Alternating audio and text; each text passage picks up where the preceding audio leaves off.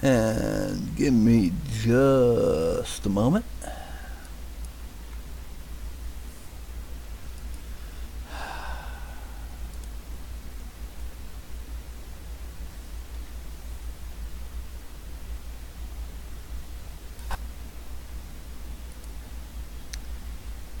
And popping out chat.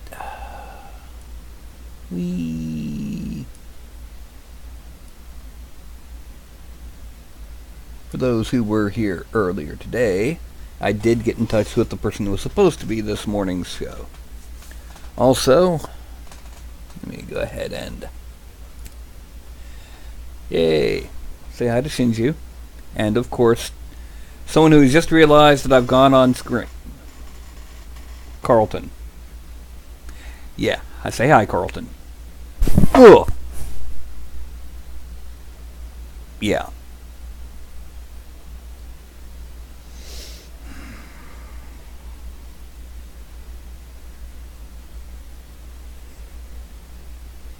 You're just too snuggly, Furball. You're just too snuggly. I gotta put you on the floor. And hey, Regina! Yeah. And you're about to find out why Carlton is called the Velcro Kitty. No. Oh. This is the one that doesn't like to come out for anybody. Managed to say hi to Tristan, but yeah. Come on, Fuzzbutt. Let me get you out of my shirt.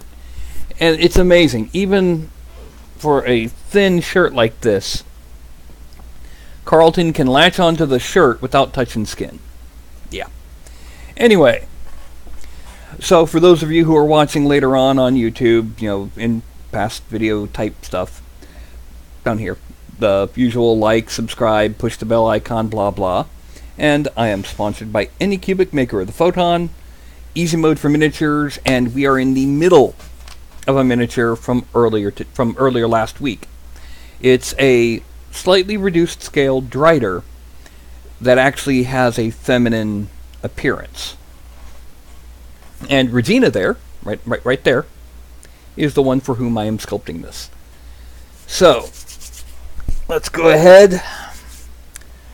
And what we're going to do is I'm just going to use my usual magic. And here is our Drider. Now this is where I left it last week.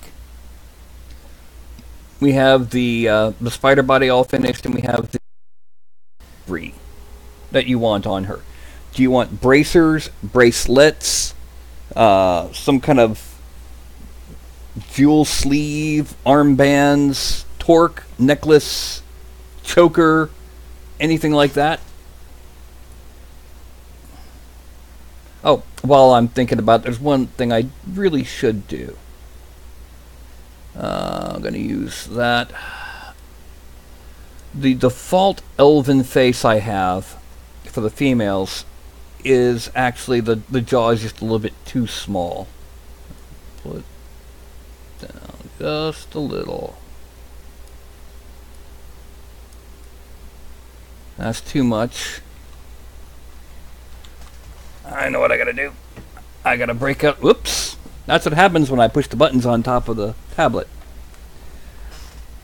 I gotta break out the tablet and use inflate turned way down.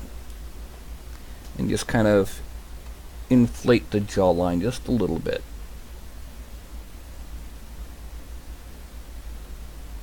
Yeah, that's better.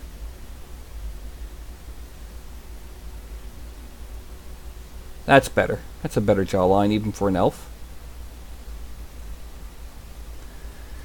We're also going to be increasing the size of the lips later on, but that's going to be one of the last things we do.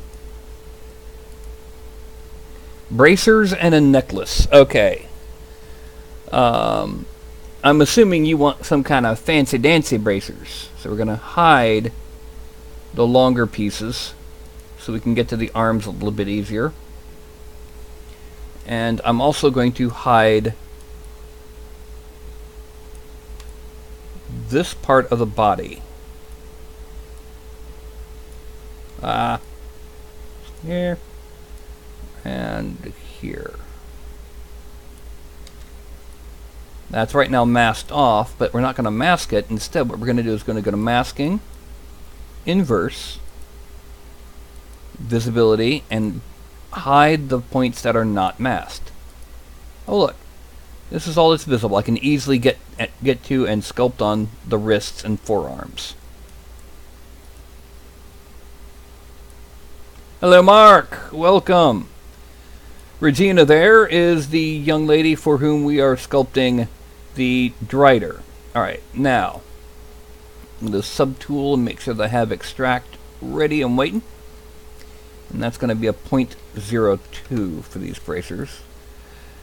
Now, one thing to remember is that sometimes the details look a little thick on the sculpt, but that's because of how they are when it comes time to actually do the print. Alright, there. Pull a little bit down. We're going to pull it a little bit more like that. And this arm,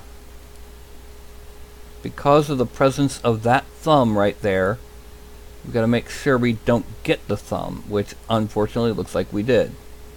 Control backspace, or Control Alt. Let me clear. No. Clear up ever so slightly there. And then we're going to tilt just a bit. And we're going to mask off here, then erase it down to the bend of the elbow. Okay, that's where our bracers are going to be. So we're going to go ahead and extract and accept, then draw to unmask, draw and Control-Shift-E, or Control-Shift-Click to unhide the rest of the body. Now, do you have any idea what kind of decorations that you want on these bracers while I set them up for sculpting?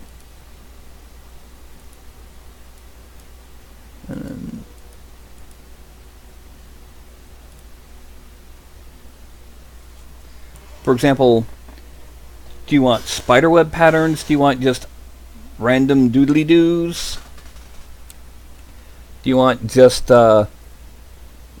miscellany? And are they supposed to be metallic or like leather? You know, that sort of thing.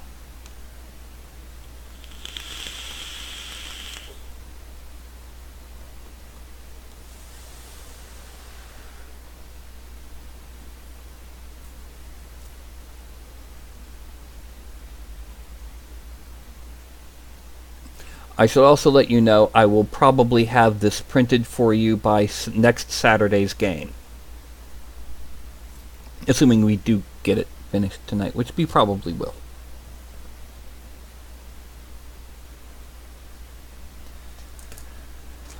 And just so I can keep track in case anything gets done on this.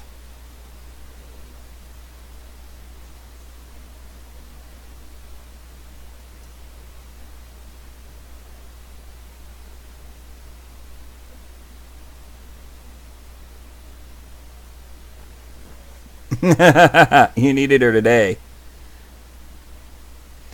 Okay. So anyway, what sort of pattern or detailing or whatever do you want on the bracers?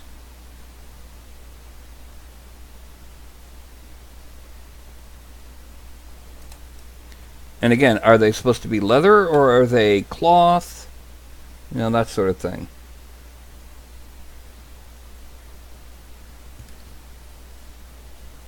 If they're leather, I can go ahead and add some detailing right now, and that's the lacing that's going up on, well, probably up here and up here.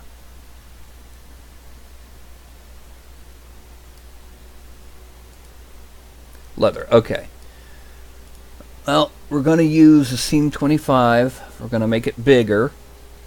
Click on this to remember size, and we're going to increase it to 15.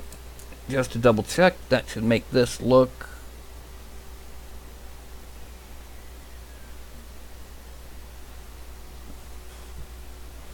No, we don't want that. We don't want 25. 25 is your erratic primitive. 22, I think. Yeah, 22. 22 is the one we want.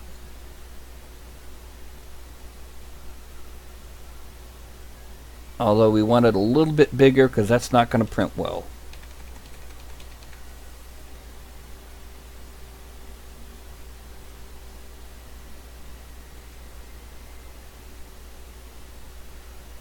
Yeah, that's going to do better. And then from here we come down this way. And there we have the lacings on the inside. So the details are there. They're just, she's just got her bent around. A dragon. Okay. Alright, we're going to switch that to orb cracks and shrink it down because we're going to need to. And we're going to... Alright. I won't be able to do a fully detailed dragon, but what I can do is I can do a stylized dragon in flight. You know, wings out and then the swirly tail. That kind of thing. Will that do?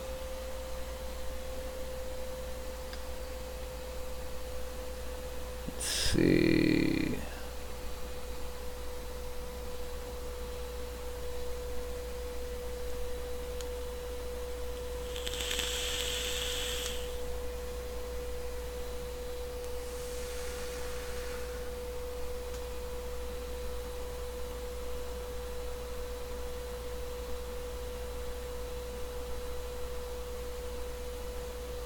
Well, as I said, alright, since the laces are on that side, this side will be where the dragon is.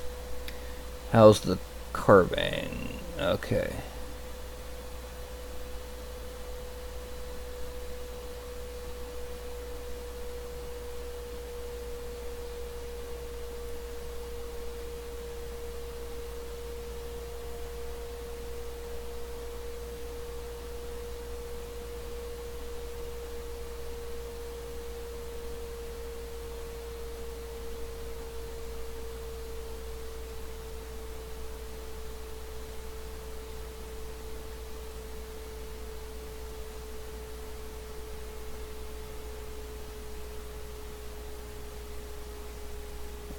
And then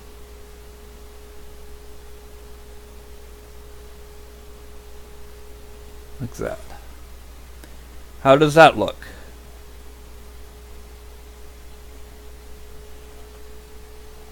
Okay, we're going to do the opposite on this one, as in the orientation of the head and tail.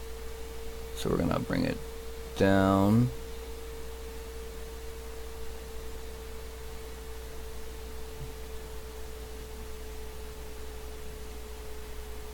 Whoop.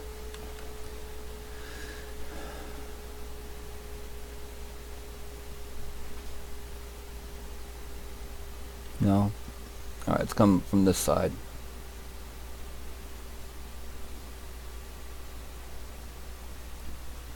Okay, and then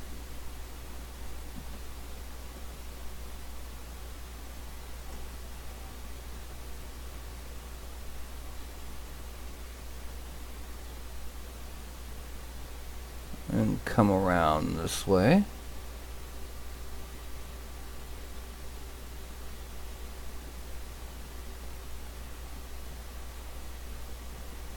Okay, and then we're going to come down and around, down here, and then a curl here. Now the thing to remember is she's going to be that small, or smaller, but it's going to look about like that when you're looking at her. So a lot of these details that may look really, really thick will be barely able to be seen. I mean, like that, the lacing will be very, very fine.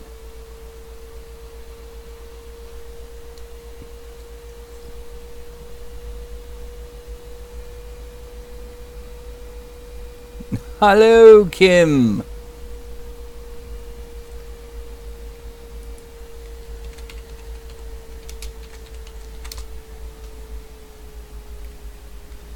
Okay, and hello, TJ. Alright, that is the bracers for now. One thing I'm going to do while I'm at it is I'm going to go ahead and just refine the top and bottom of each of these seams,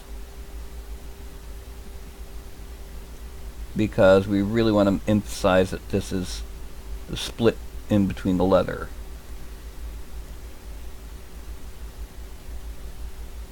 Okay.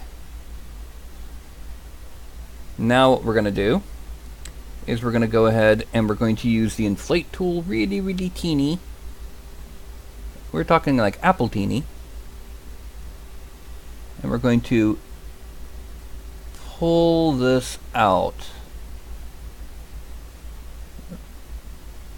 And then we're going to increase the intensity a little bit because that's not enough. There. And then we're going to pull this out.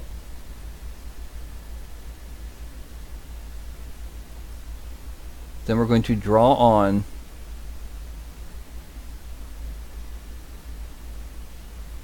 that. This will help it be a bit more obvious when it comes time to print.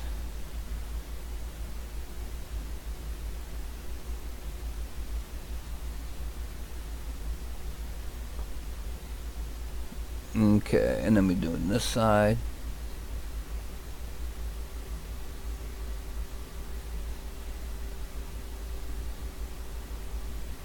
And then this side.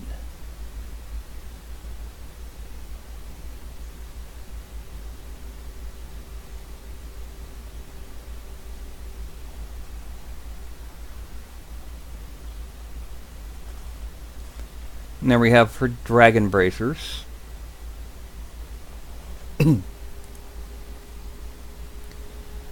Okay. Now, what sort of necklace do you want? Do you want just a chain? Do you want a chain with an amulet? That sort of thing, because it will be something that I'm going to have to make this visible for, to make sure that we come out.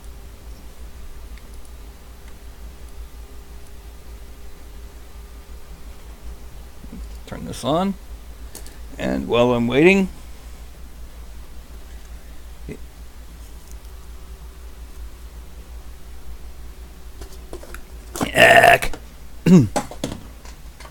pardon me while I grab another soda. Let me reload my cannon. Okay, a chain with amulet.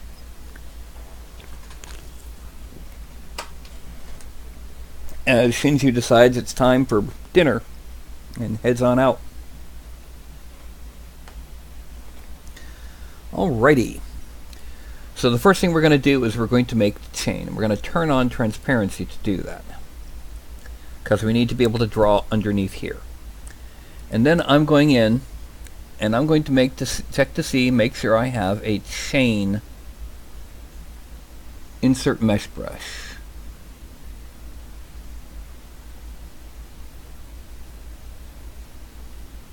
And I don't have one directly loaded, so I'm going to load brush. I'm going to scroll to, no, not desktop, program files, Pixelogic, ZBrush 2018, ZBrushes, and insert IMM. Bricks, Claude, Dragon Bones, Train, Chains. There we go. Alright, and what I'm going to do is I'm going to find the most basic chain of all of these, which is actually the easiest one to do here, is going to be this chain 14. Okay, there's no others. Yeah, chain 14.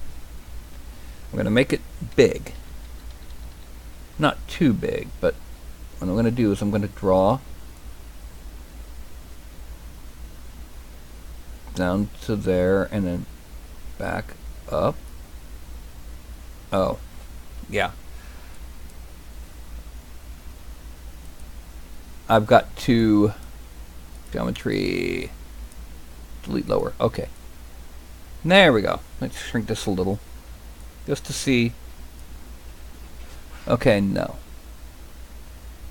First of all, it's not it's okay. It's a decent altitude from it, but it's going to end up being moved. 1, 2, 3, 4, 5. No. There we go.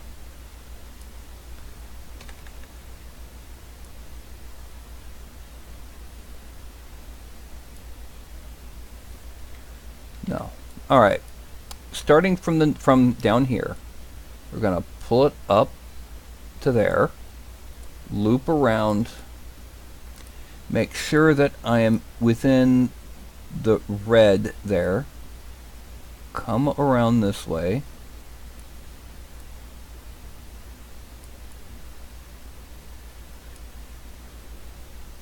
and then, oh, that didn't work.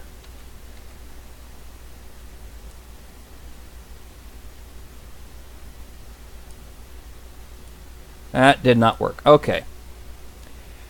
So what we're going to do is we're going to click there. We're going to split unmasked parts, and we're just going to delete that. And we're going to turn off transparency and just hide these bits. Okay. Now we're going to go ahead and go with this chain. Alright. Let's shrink it down. Okay, that's too small. There we go. That'll be about right when I'm done.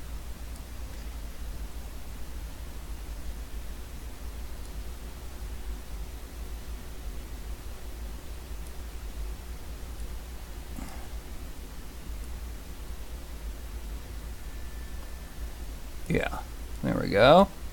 That's working.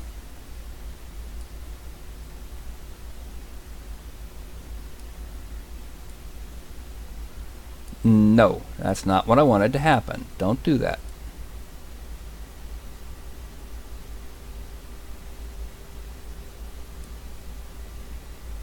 Okay, now let's pull this out. Pull this kind of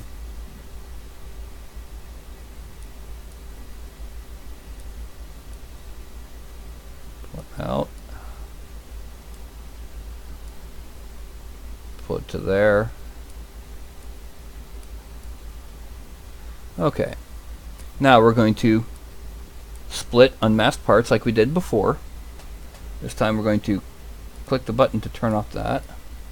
And we're going to turn on these, and now we have our chain. We need to move it, so we go to the move tool, not to move topological because that won't work here, and we're going to pull this up above. That's not going to be enough. I need to make it bigger. I'm going to pull this up above that. And this up above here. And then we're going to inflate it. Yes, inflate. Because we don't want these, we want it to have the look of a chain, but not actually act like one. Because if it acted like one, there'd be problems with the printing and support. Now, under geometry, Dynamesh at 768. And that is our chain. We now need to give her an amulet right there. Do you have any idea what kind of amulet?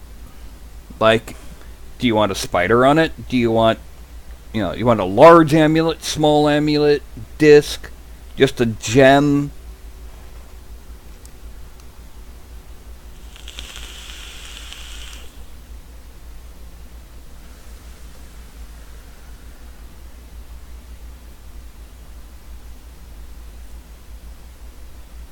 Once again, it looks like a really big chain, but when you zoom out, it comes out very fine.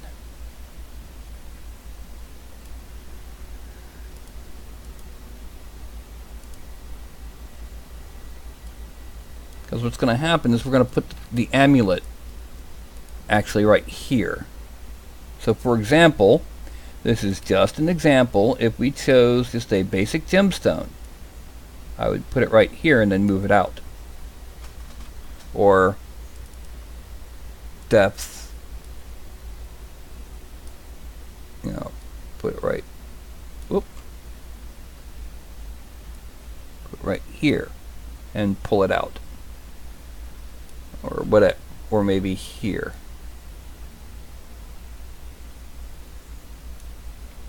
But you see what I'm saying? Or I could use this to just kind of make a, well, let's bring it out. I can just use that to make a disc and then draw whatever it was you wanted on it.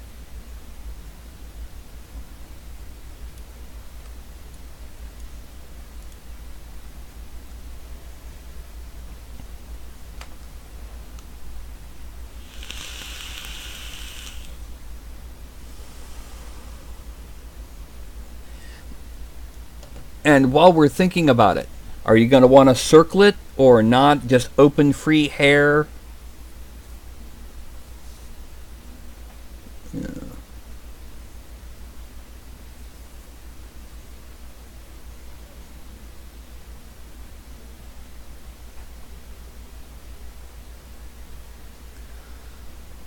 Crazy cat. Yeah, well, a circlet, okay, but what about the amulet? Do you want the disc? Do you want the gem? Do you want a skull? And if it's a disc, you want something carved on it. It probably won't be as detailed as the dragon on the bracer. A gem, okay. Alright, so what we're going to do is, we're going to start off, we're going to select the gem, we're going to turn off the depth mask. Let's turn it all the way out, because this is going to be hanging. Okay. We're going to then split unmasked parts. And here we're going to use the move tool to get it in position. By moving it, we're going to make it really big so that we can move the entirety of the gem at once. We're going to grab it and we're going to pull it down. We're then going to come over to the side and we're going to pull it out. And we're going to pull it off to the side here. We're then going to rotate it. Using deformation, rotate Y. Whoa! Well, that's interesting. So I'm going to grab it and move it back over. Oh, yeah. Transparency on. Where'd he go? There you went. And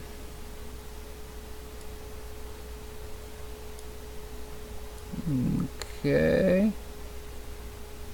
And then we pull off to the side and we pull it out.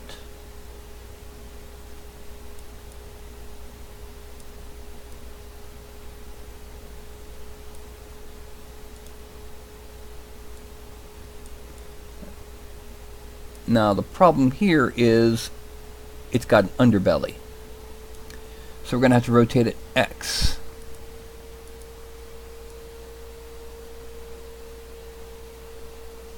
That way. Okay, now we grab it and we bring it back to where it was. There. Oh, no. There. And then forward a little bit. And what I'm going to just end up doing is I'm going to turn off the body and the dress parts.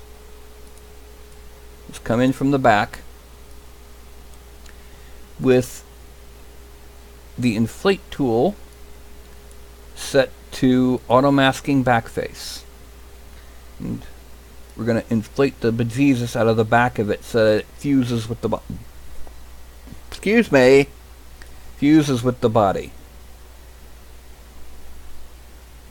Because we want this to be a solid mass. It'll make printing easier, and if this ever gets, just as an example, if it ever gets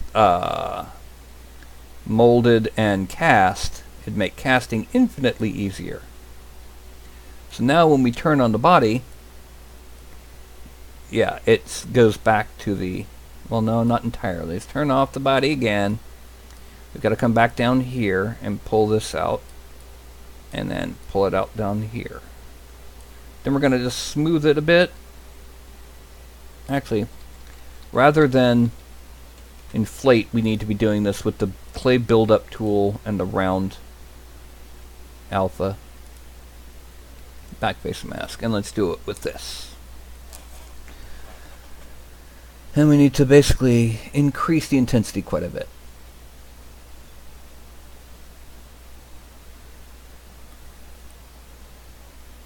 Come around this way.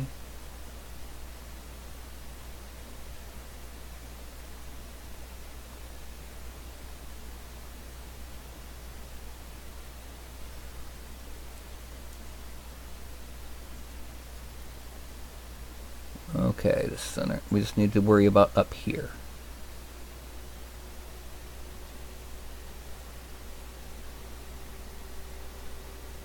It looks really rough on this side, but this side is literally going to cease to exist before it becomes part. Okay, yeah, no, oh, right here. There we go. We turn off transparency, and we turn on the rest of the clothing, because, you know, this is a family show. And there's our amulet.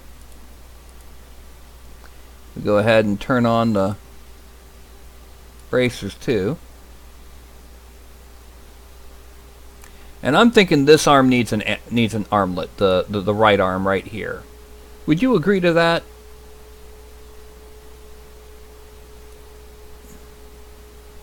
Because, I mean, it would just make things a little bit... It fits, and there's open space there. I mean, why not? No, Carlton, I've got the tablet in my lap. And so all I'm going to do is I'm just going to select here. I'm going to go down, extract. I'm going to turn off double facing and turn it to 0.03. Extract. Okay. Now I click accept, draw, and draw. Go down to here, and in geometry, dynamesh it at 128. Then, under deformation, polish it by, let's say 5. And another one more. Then under geometry, we're going to subdivide it a couple times. And then under deformation, we're going to inflate it just a little bit. The reason for this inflation is not mercantile, but rather to make sure that it fuses into a solid mass with the arm when it comes time. See, she's got a little armlet now.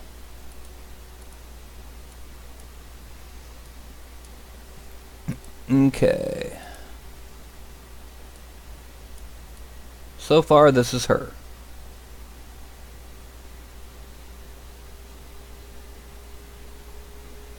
I'm pretty sure the very next thing that we really need to do is to start detailing that. The hair.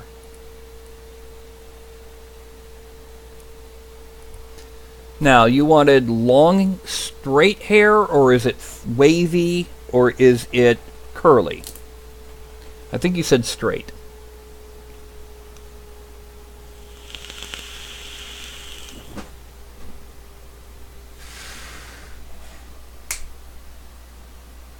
Shinju, over here. No, you can't get in my lap. Hey, come on. Over here. You don't want to be in trouble, do you, Fuzzbutt? No, I didn't think so. Come on.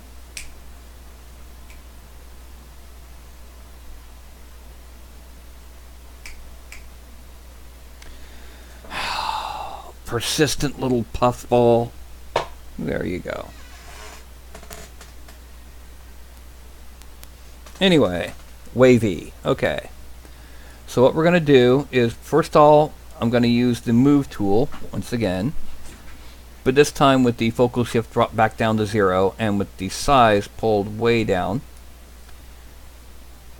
And I'm going to grab the back of this. Actually, no, I need to make this the move topological tool, because I need to grab the back of this and pull it out without pulling out the front of the hair.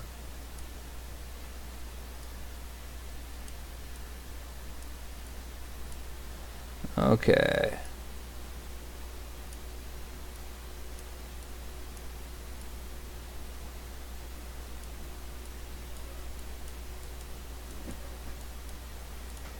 Yes, I hear you, furball. Okay, now we turn the transparency off. Pull out again. We can see the bulk of the body of the hair. Now we've got to go ahead and we're going to move this back around the ear. Pull it back away from the eyes a little so that you can see the face. But we also got to pull it in this way. So let's make this bigger. Pull it in up top and then back out a little. Yeah.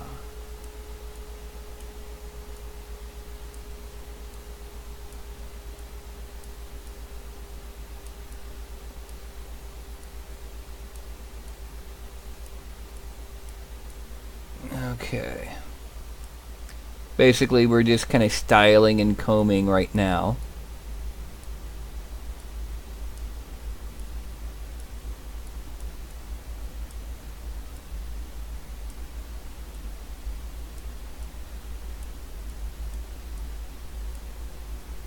Now we're going to shrink it a bit, make it a little bit easier to do some of this styling.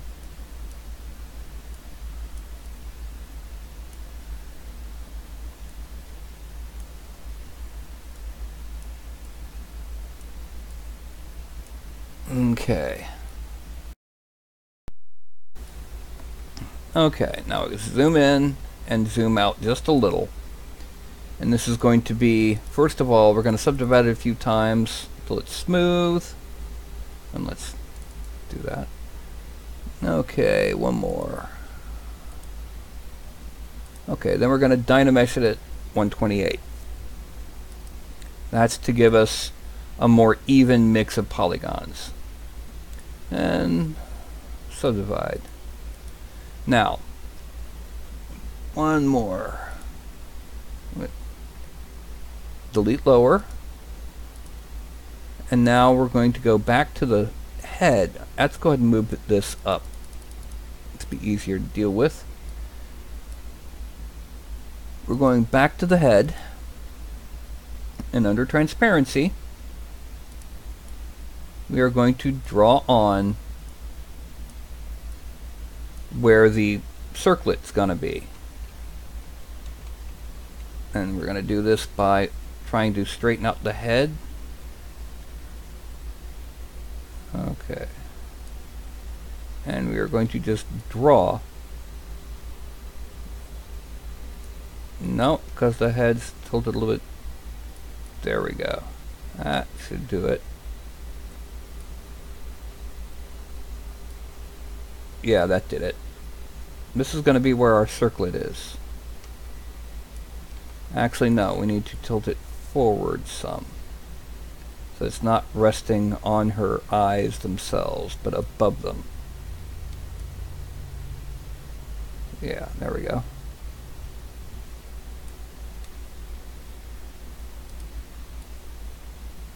And then we're going to extract again.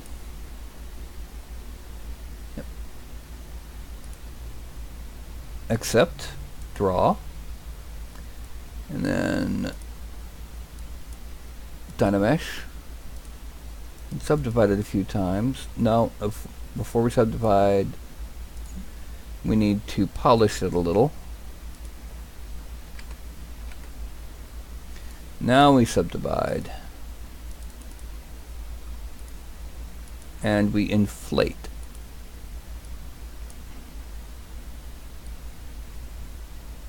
And there we go. That's going to be her circlet. Then we go back and we're actually going to start working on the hair now. So we go back to the hair. We're going to use clay buildup as our primary locking tool, making locks of hair. It's also going to make us easier to... Well, that's way too strong. Let's drop it back down and make it a little bit bigger. So it's going to make it easier for us to make these. Well, no, it's not strong enough. Let's make it 25. The bulge of where the hair builds up around the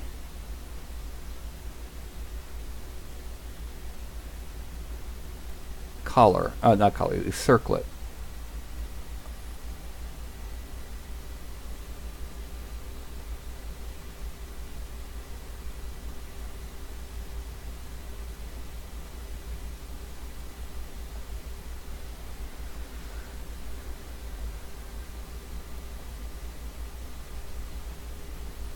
Okay, then we're going to draw on our wavy locks. Let's make it a little bit bigger and a little bit stronger. Okay.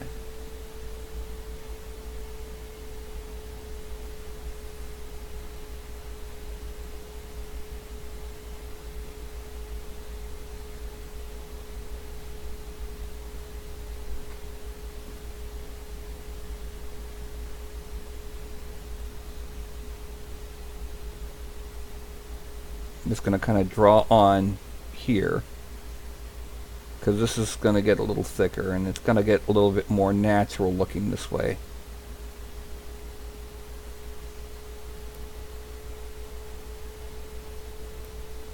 We're also going to kind of just draw a little bit onto there to kind of shape it, and a little bit onto here again to shape it.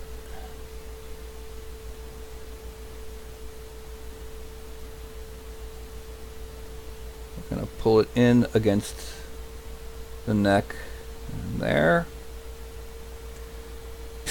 Show you again currently. That's the style of the hair. We're going to detail it a bit more. Okay, and we're going to do that with the slash brush. And we're going to draw down the size a little. There. We're definitely going to draw down the intensity, and we are going to use the stroke menu to turn off lazy mouse. Now we're going to start it up here. Alright. First it comes from here and down to here, and it's going to come up here.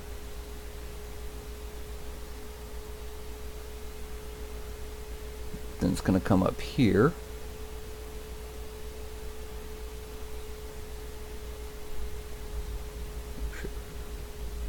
And it's going to come around down here.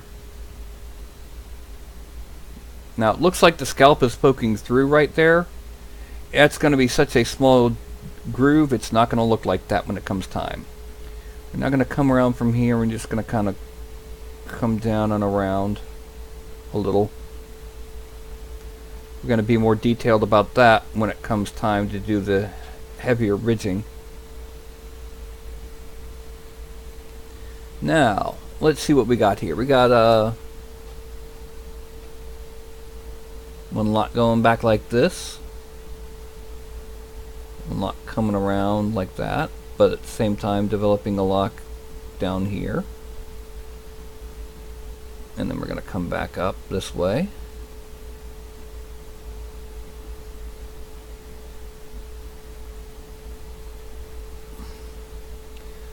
And we're going to start over here, and we're going to see at least one lock coming down.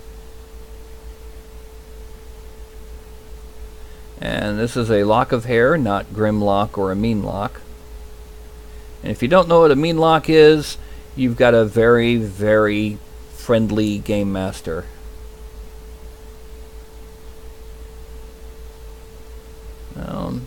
let's hide the body so I can get under it. And it's going to come down like that. Meanlocks are nasty little critters. Effectively, they used to be humans. But they're not anymore. They've become, in recent editions, they're calling them Fae. Because they're kind of, I guess they could be considered to be related to changelings. And I mean the classic definition of the word changeling, not the current shape-changing definition. And what they do is they follow adventuring parties. Let's give her a little bit of that. They follow adventuring parties and they imitate the voices of members of the party.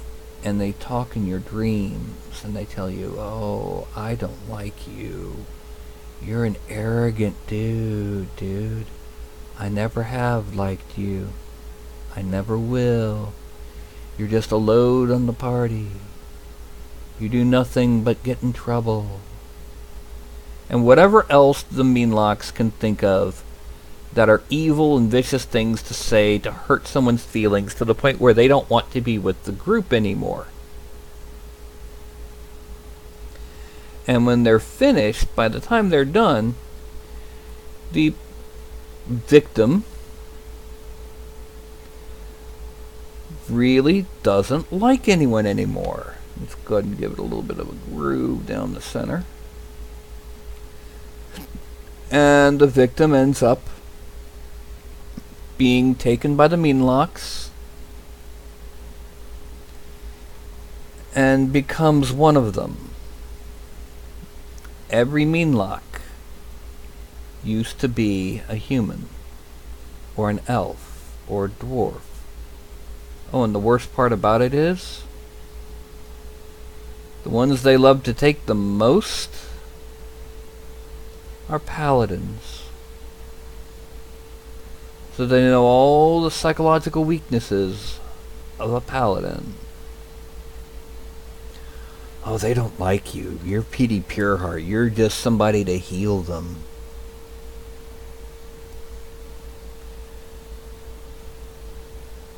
You know, that sort of thing.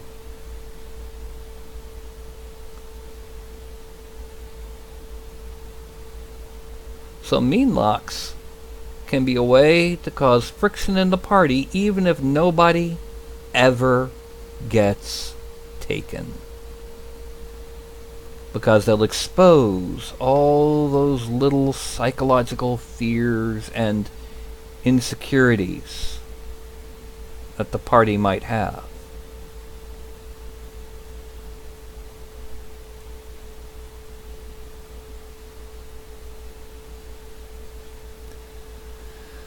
Okay, now let's frame out, make the bug body visible. We'll see it frame out again. And as you can see, the hair is looking pretty nicely bushy and wavy and very, very feminine.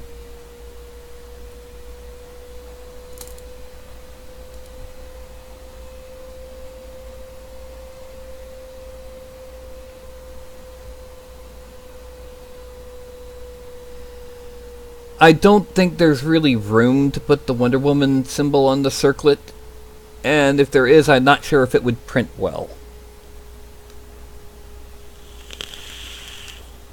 We are not quite done.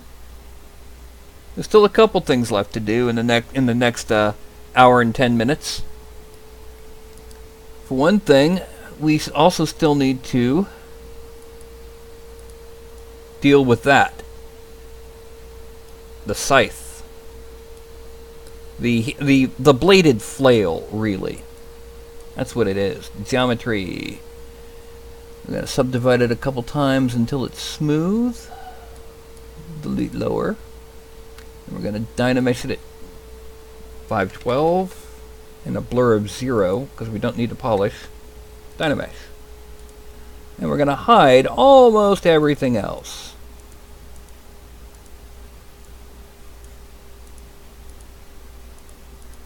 Now let's leave the body. because we need to be able to see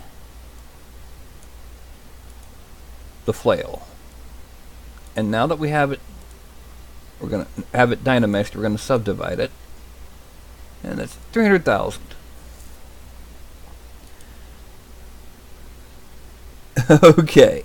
Now, on the blade, are there any markings, runes, rivets, anything else? Also, on the handle, is there any kind of, like, any engraving or detailing or carving?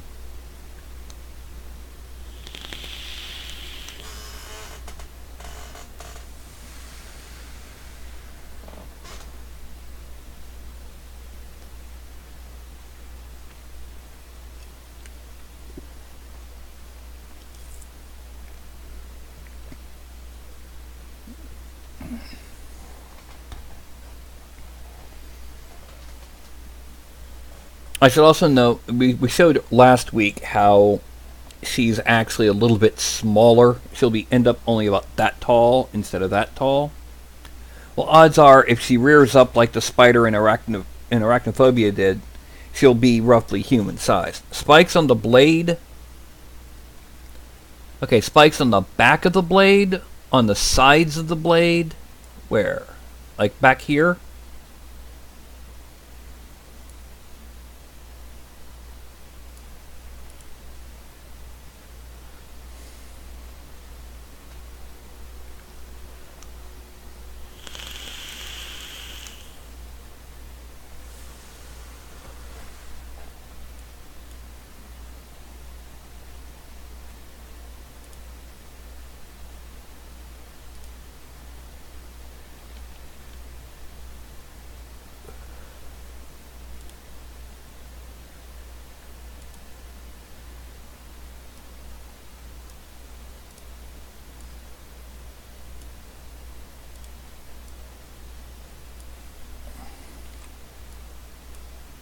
Like back here?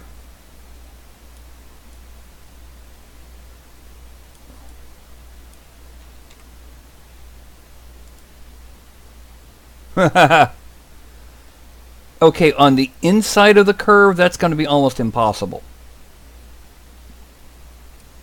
The most I could do would be to grab it with a small brush and like do that.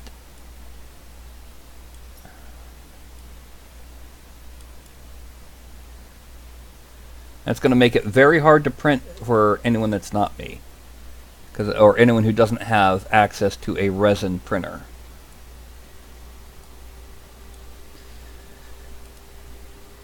On the back, okay. What I'm going to do is I'm going to go ahead and I'm going to print one, put one there, one there.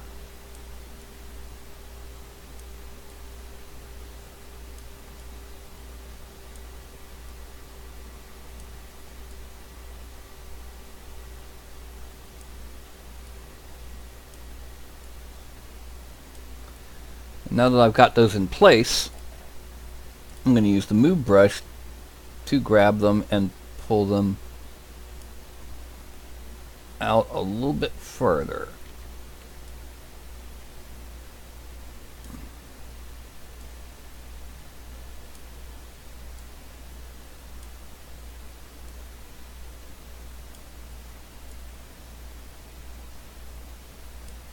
Okay.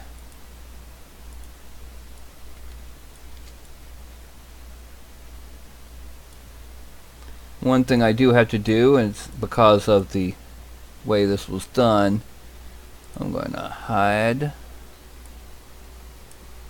the body, because I've got to draw on the cap here. Let me see, was it this way? Yeah. No, it's the other way.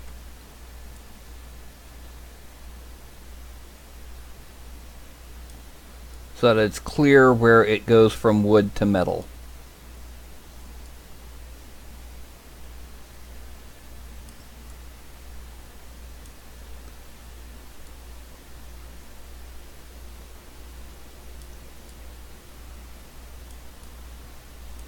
Okay. Just so that it's clear when it goes from wood to metal. And then gonna bring everything visible again. And we're gonna start sculpting on the last little bits. Namely, among other things, the mouth and then the eyes.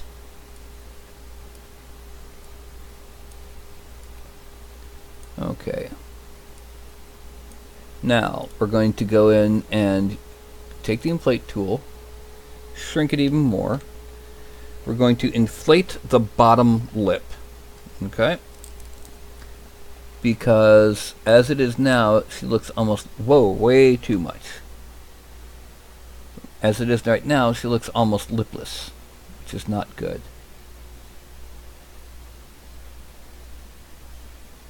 Going to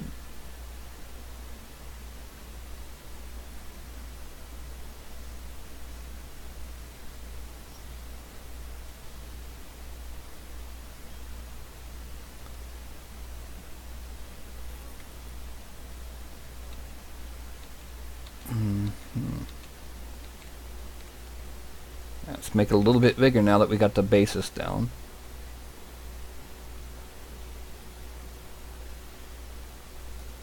Because we want her to actually have lips. And again, it looks like Botox lips at this close-up range.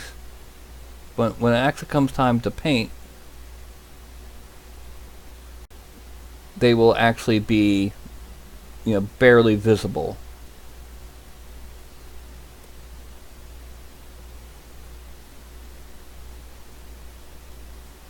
Also, that expression didn't turn out well. So let's go back to move.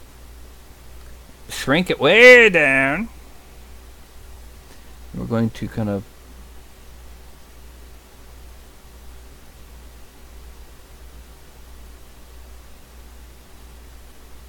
bring this up a bit. And then slash.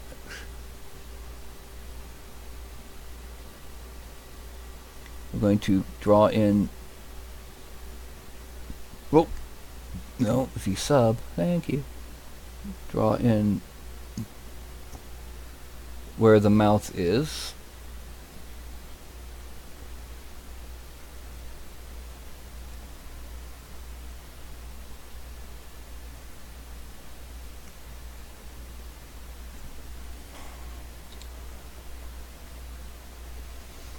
A little bit of inflate on the cheekbone, on the front of the cheekbone, to try and emphasize the grin.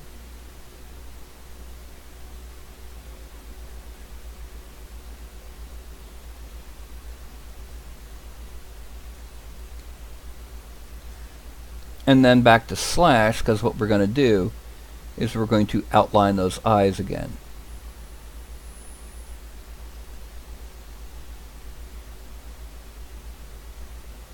And hit number 1 to repeat it.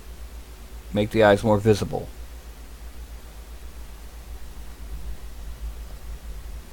And this eye is a little bit narrower.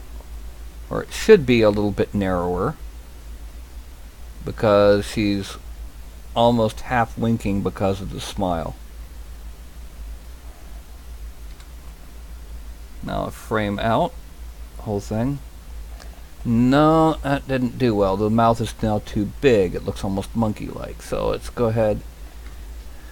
We're going to shrink the lips a little, smooth out the lips a little. Go back to inflate, but this time we're going to deflate very carefully under the lip.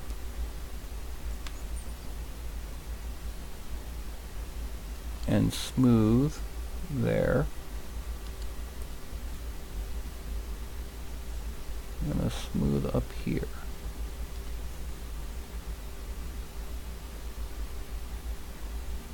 Much better. And here we have the current status. I'm going to take that circlet. I would assume you wouldn't mind having a gem on the circlet.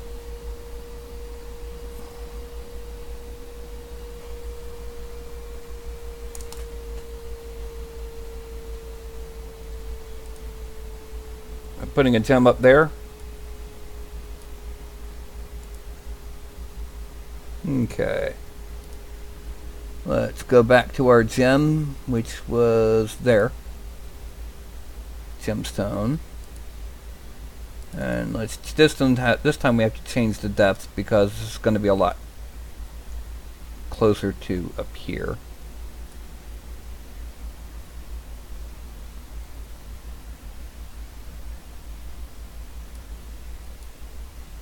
No, that's too far forward. So I'm going to embed it.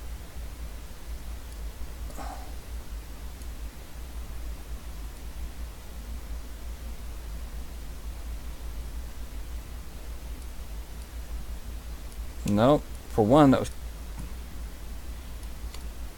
therefore tilted a bit.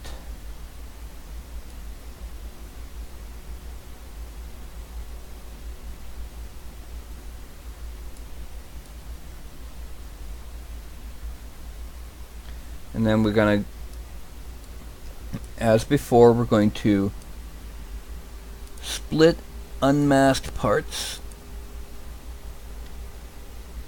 select it, and go back to that move. Make it big, make it focal, and pull it out just a little. Then we're going to make it small, make it a focal 0, make it smaller, and use the transparency. I'm going to grab it and pull it back into the forehead.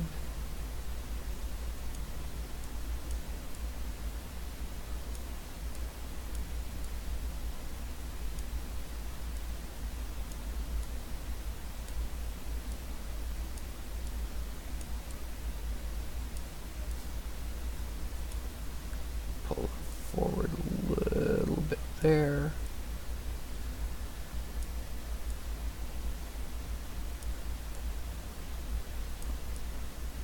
And pull this back a bit. And now we're going to shrink the brush. And we're going to pull that in. The gem itself. And then pull this out. Okay. There we go. And thus we have our female Drider.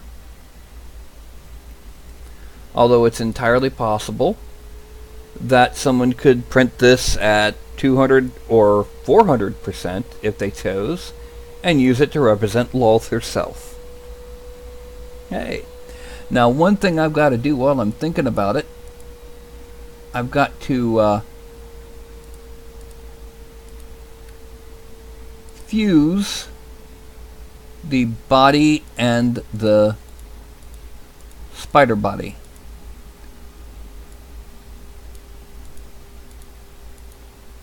Because right now it kind of doesn't blend. So I'm going to bring it down to where I can zoom in on this section here. And under geometry, we're going to dynamesh it at 1024 with a 0 blur. I said 1024, not 128. Dynamesh.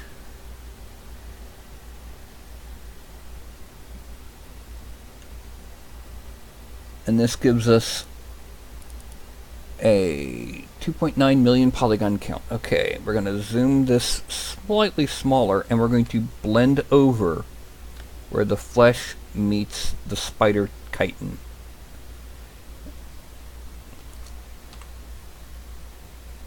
Okay, we're going to do the same along here, because it's all one piece, one pseudo-natural piece. I say pseudo-natural not in the sense of things from the far realms, but in the sense of it is natural for it, but it doesn't exist. And then a little bit down here. Okay, now I'll frame out and make everything visible again.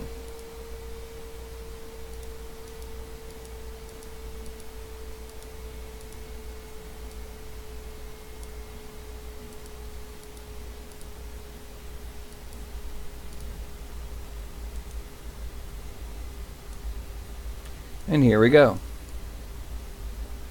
It's all one critter. What are you thinking of it, Regina?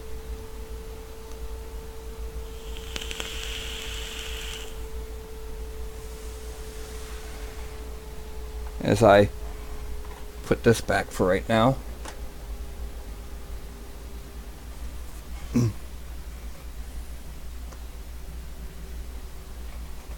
Okay.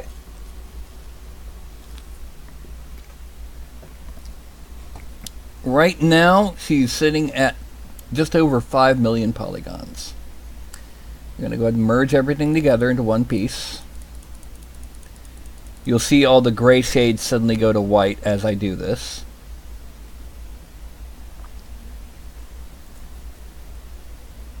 See? It's all one piece now. The problem is, this is not printable as it is. As is, this is multiple pieces that intersect, like a Venn diagram. You know, they're overlaid and interpenetrating. We have to make it a single solid surface with as many S's as possible, I guess. I don't know. So we're going back to geometry, and we're dynameshing again at 1024.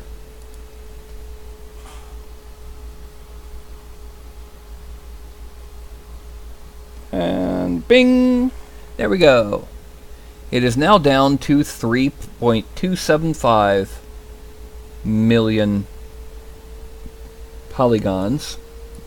Excuse me, hiccups. So, let's go ahead and frame her, pull out a little bit, give her a slight angle, and now we're going to do what's called decimation. If I can stop these hiccups. Yeah. She's a moderately detailed figure, so we need to detail her pretty decently. I'm going to give her 100,000 triangles. That is 1/32 of her current, or basically 3% of her current polygon count. So, it's now analyzing the mesh. See, if I've tried to put a 3.275 million polygon figure into the program that slices it and sets it up for printing, it'd be like, hey, wait, what? You want me to slice how many polygons? I don't think so.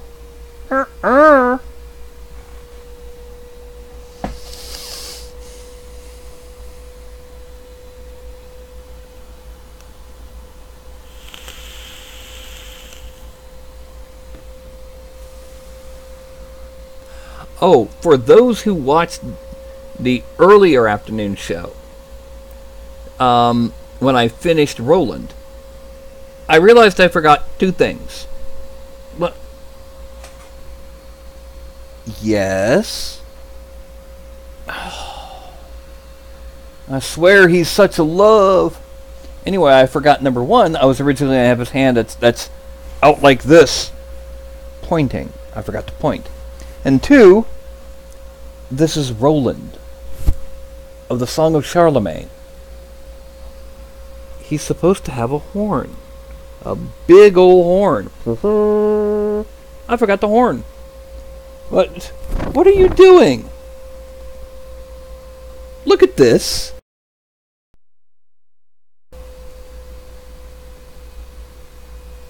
Look at this. No, you can't have it.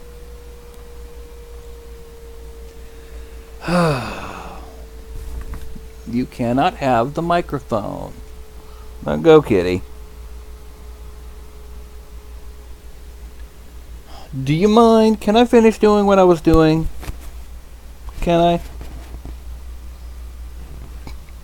You crazy. You go down on the ground. Okay, go. Good boy. Anyway, it looks rough right now. And it looks a little too rough for my taste. So I'm going to undo that. And instead of 100, we're going to go for 150,000. Okay.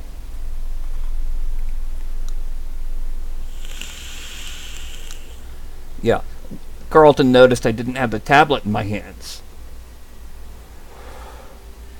Go figure. Anyway, so after we finish and save... what is her name, Regina, besides Drider?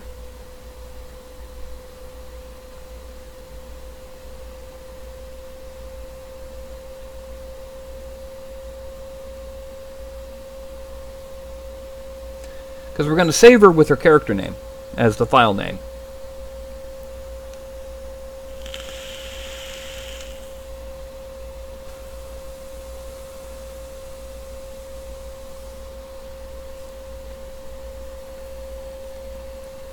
The lady from Diablo.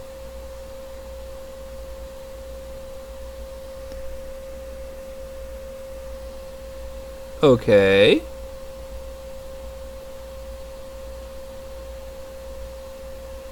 That's all her name is the lady from Diablo?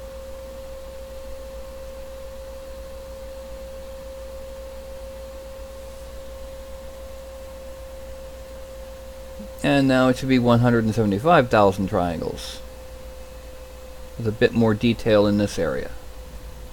And yeah, it is. It's a good bit more detail in the face there than it had before. And this is the final geometry for her.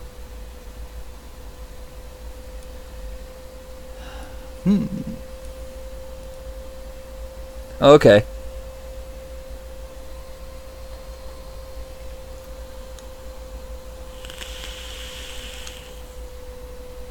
We'll just say Sidea. This is my interpretation of the character. This is not the actual character from Diablo, because that would be a copyrighted character, and I can't do copyrighted characters. So this is my interpretation of a female Drider that just happens to share a name. So I'm going to export, close that, come back up to... No. Trying to grab here. Desktop. 3D printing home. Meshes. Resculpt minis. Patreon minis. New. We're going to call her Sidea. How's it? Sidea. Okay. Sidea Drider. Save. Okay. Now sometime later this week, if I can get the printer working properly again, I will have this ready for you probably by Saturday's game. Now, like I was saying earlier, some of you may remember that I kind of screwed up on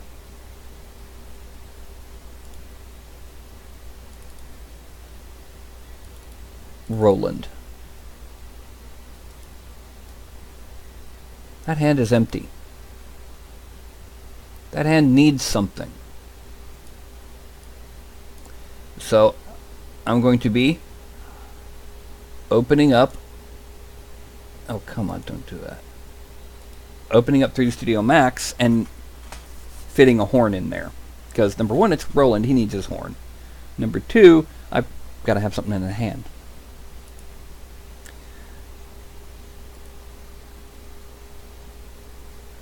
It's going to take a few minutes for 3D Studio Max to start up, because I didn't have it started up at the beginning of the show. A lot of these programs need time to boot and run through the list of plugins that they've got, and cycle through the dongles and stuff like that. Yes, dongles. No, it's not what you think it is. It's a little...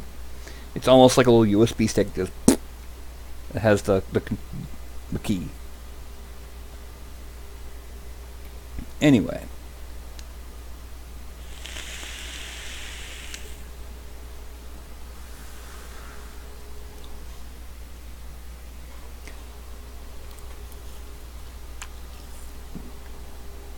Regina, you haven't seen Roland, have you?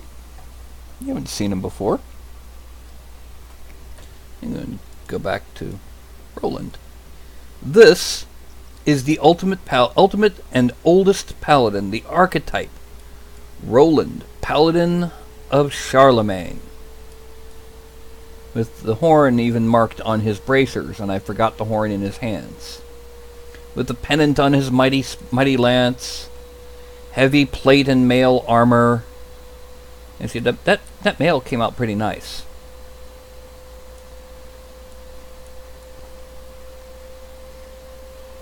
Flowing blonde hair, even though he probably wasn't blonde, being from the area that is now called France in the 5th or 6th century.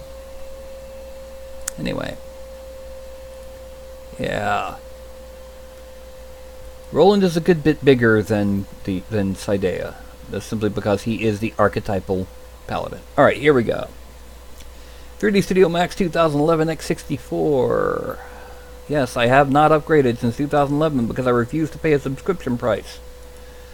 Okay, we're going to import.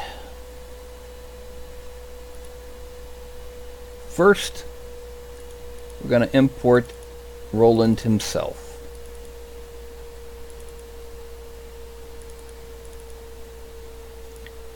Import as a single mesh. Okay, then we're going to import something I had made a while back, a horn.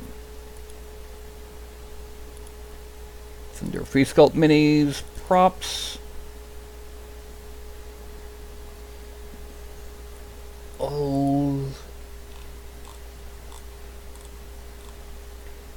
Horn, hip. Let's use the one from the hip. Import. Okay. Now, what we're going to do is we're going to, first of all, we need to make this a different color. We need to make it very bright against the green, so we're going to make it a nice purple. Then we're going to zoom out. We're going to move it into position. It's definitely going to be a good bit bigger than this, in fact. Let's go ahead and just enlarge it. So this is Roland's horn. We're going to rotate it so that it's like that, and then like that, so it'll be in his hand.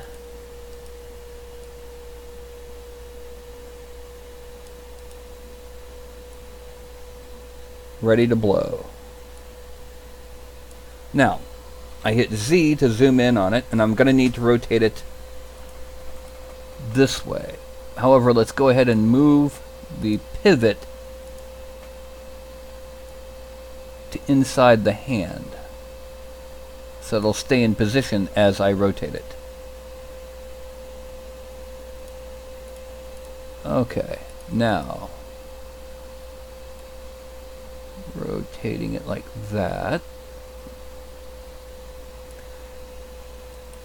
Actually, let's go ahead and make it more deeper down the horn, so it's not, yeah.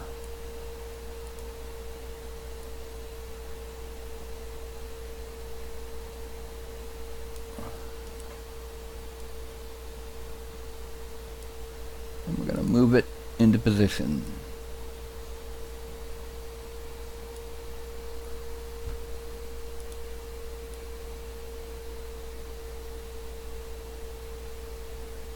Okay, he needs to come forward just a little bit. There. That should do it. Yep, that's Roland and his horn. That's where his horn needs to be. So, let's go ahead and export just the horn. Export selected. OBJ file format. Up, up, up. 3D printing home, meshes, Titans of Legend, Farragut, Roland, horn. Export. Done. Then we go back into ZBrush.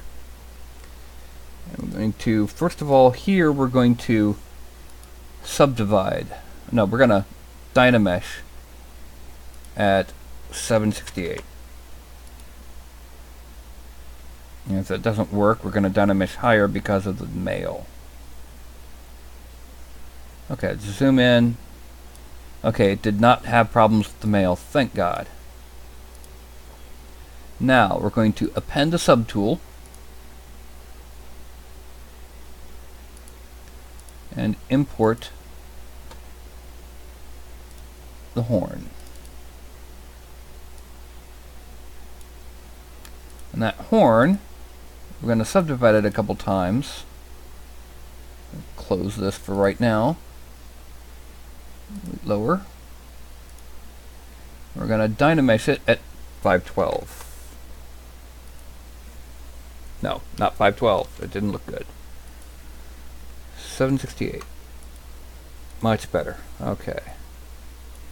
And then what we're going to do is we're going to come in here and we're going to do some little curlicues on the horn, just to make it a bit more artistic-y. We're also going to hide the body while we do this. Okay. We're going to use orb cracks, but at a subtract, which means they'll come out as ridges. And let's see how it works. 1, 2, 3, 4. We're gonna just kind of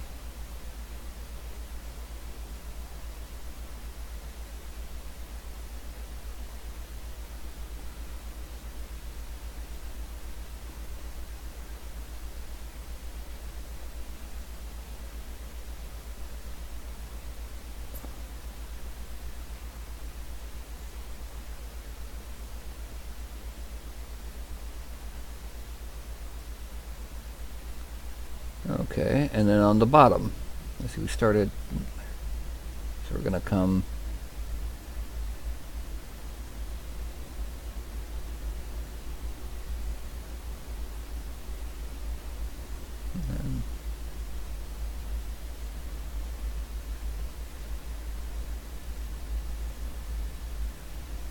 and then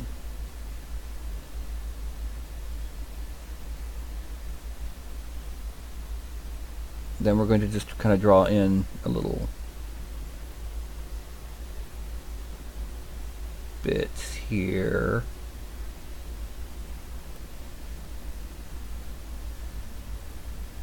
And then down here.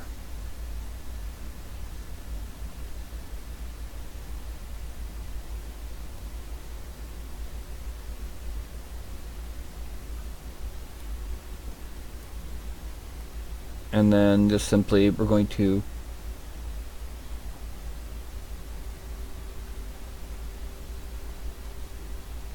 make random little runic bits and pieces along the rim.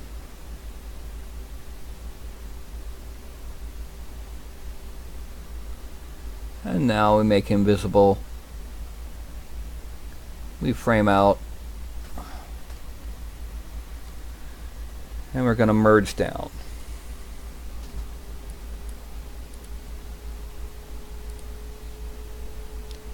Then we're going to Dynamesh again.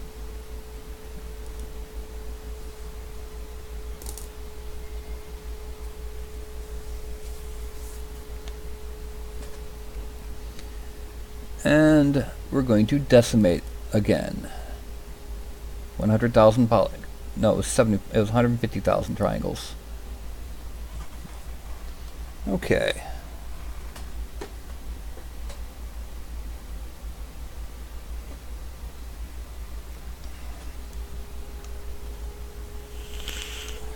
Oh God, I hate it when it does that.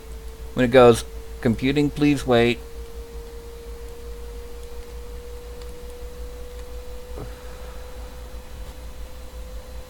Okay, now we're going to pull it out. We're going to frame so that we can pull it completely within the window at an angle. Every little bit of widgety superstition I've got about this. Let's do it again.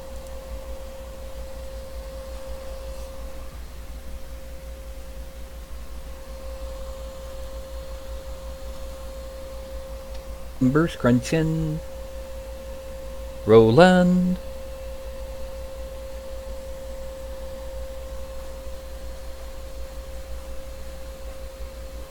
Yeah, that's what I thought. Had a kitty whisker poking through the shirt right here and itching. No. I saw you turn around and start to get up and come towards me. No. No. 97. And reordering. And it goes from 2.093 million to...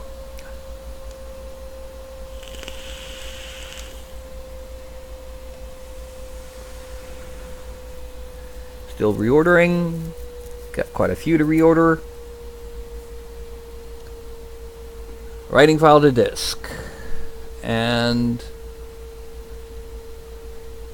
150,046 triangles. There we go. And there is the final Roland with this horn. Okay. Excellent. So now we just go ahead and re-export this. Export. Very good files. Roland figure. Save. Yes. It is now 9:30. It's nowhere near time for shutting down. We still got half an hour left.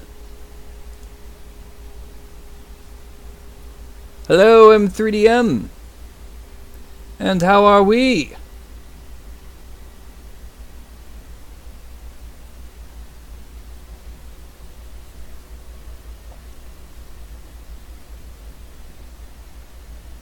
Go ahead and go back. Yes.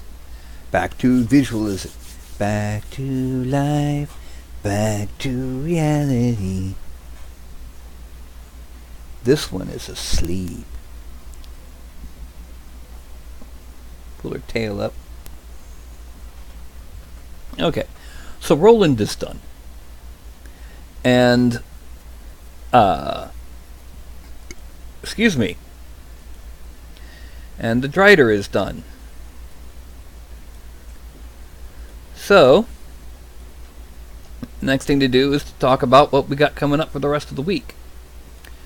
Well, obviously Tuesday, I'm going to be making standing stones and menhirs.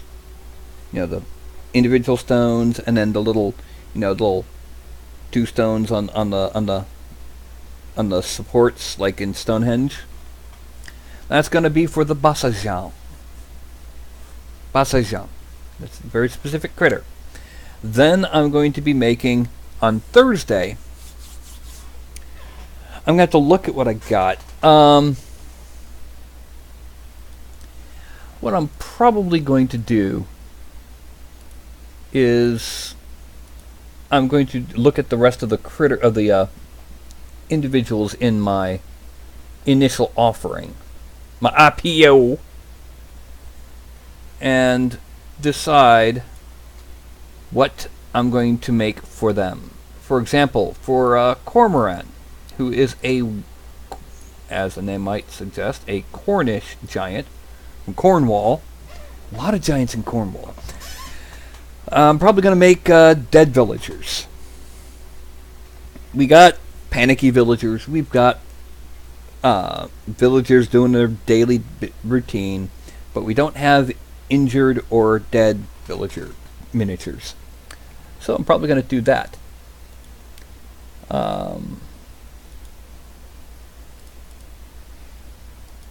Otherwise, it's all pretty much going to be entirely dependent on the figure. I know when it comes time for the stretch goals, like for what's his name, Polyphemus. He's going to include his wife, the hill giant Galatea, and at least one of his sons, a slightly smaller than normal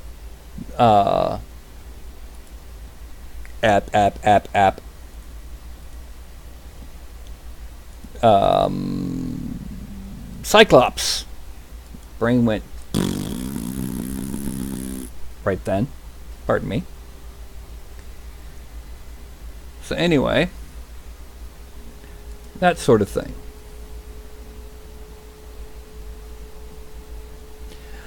What I'm going to do, Regina, is I'm going to do a render of it later. It's going to be actually fully lit and, you know, look like it's a physical object.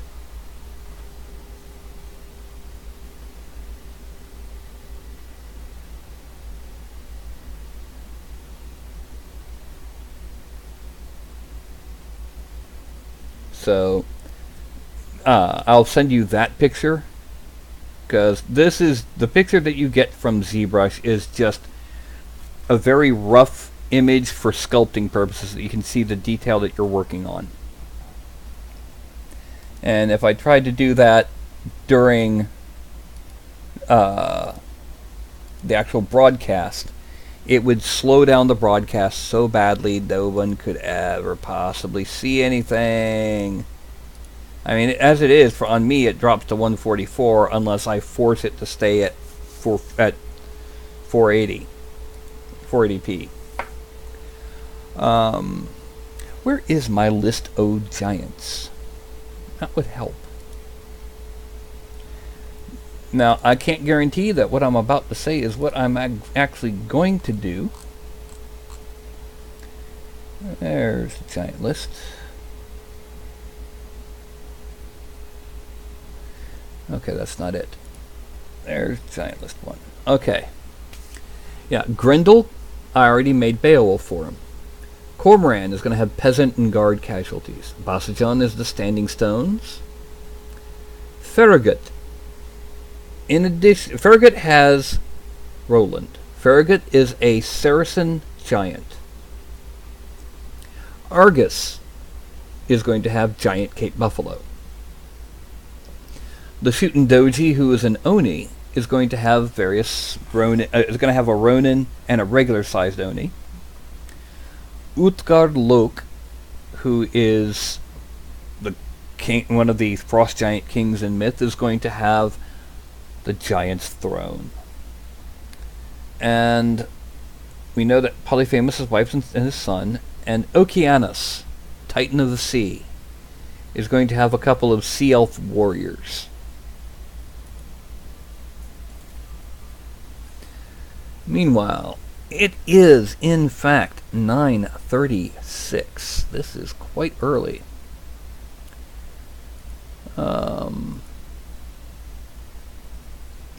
I'm going to go ahead and show you why I don't normally render while I'm broadcasting.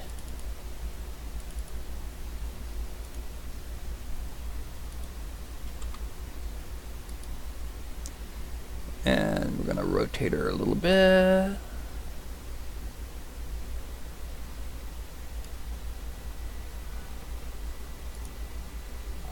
Render settings. Let's go ahead and turn on there. Now, general size. This is going to be a square image, so 1000 by 1000. And I'm going to pull out a little bit, come up a little bit. Copy active view. Now we're going to zoom in.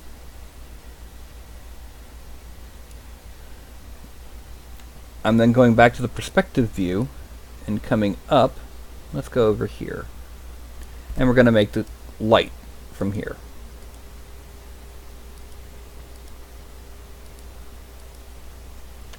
$31,500. Then we're going back to the camera, selecting her, going to the surfaces, changing the angle to 25. There's reasons. And then the content library, make it.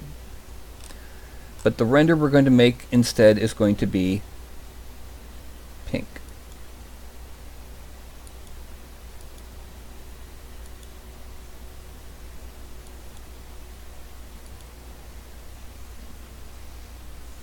No, that's more purple than pink.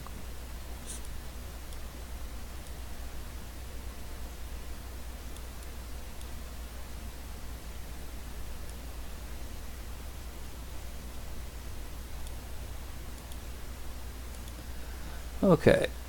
And now,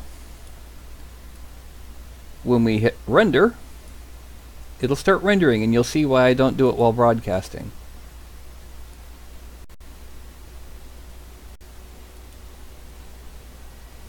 Render during the actual broadcast. This is a very quick render. This is not the final render. I'm going to do that after the show. Anyway. So, next Sunday I have at least one sculpt happening. Really? Did you have to? Whoa. Fuzzbutt. Yeah. Just a little bit of light so you can see him better against my dark shirt. And even that didn't help. What you doing? Alright. Say goodnight, everyone.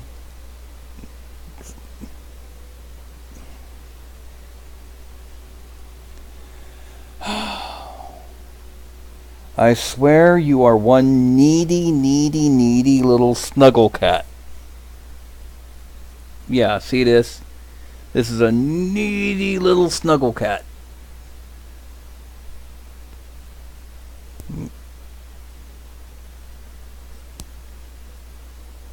Yes.